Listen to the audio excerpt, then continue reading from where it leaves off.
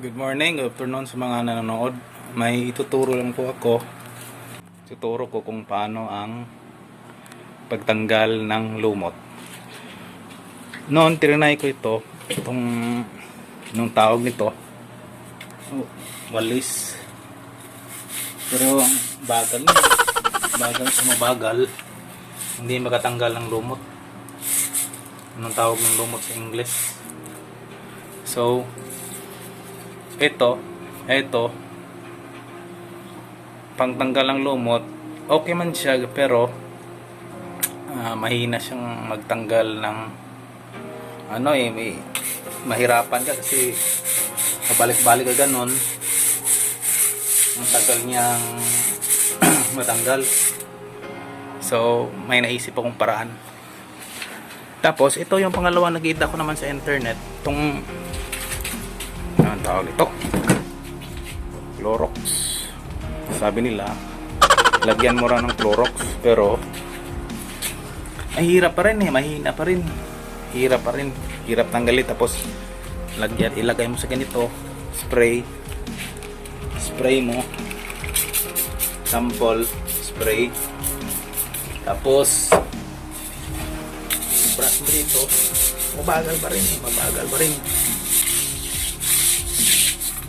So ngayon, ituturo ko kung anong sikreto ng pagtanggal ng lumot. So ito guys, ito lang ang sikreto.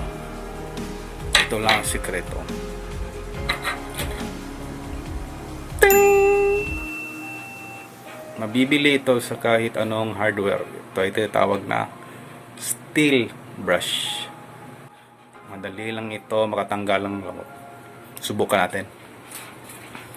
Sa example, may naunan dito, may binuraan ako dito.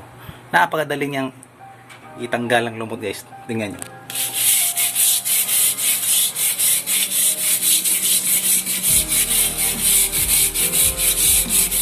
Okay.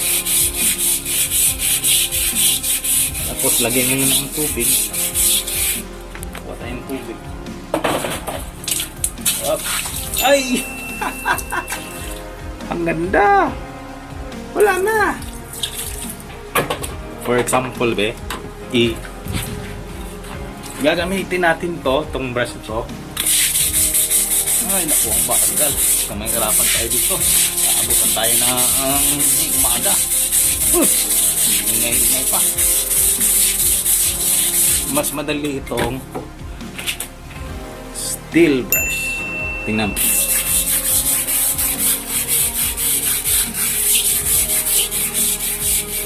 Yan. Lumiwanag ng tuloy ng lumiwanag ng lumot. Buksan mo lang ng tubig. Ayan na, pumuputi na. Magiging simento na.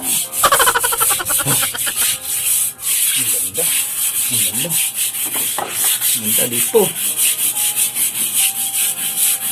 Sabi, tingnan natin. Pusan natin na ng tubig. Ayan na. Nainis na. So, ayan. Kita nyo. Lumalabas na yung semento.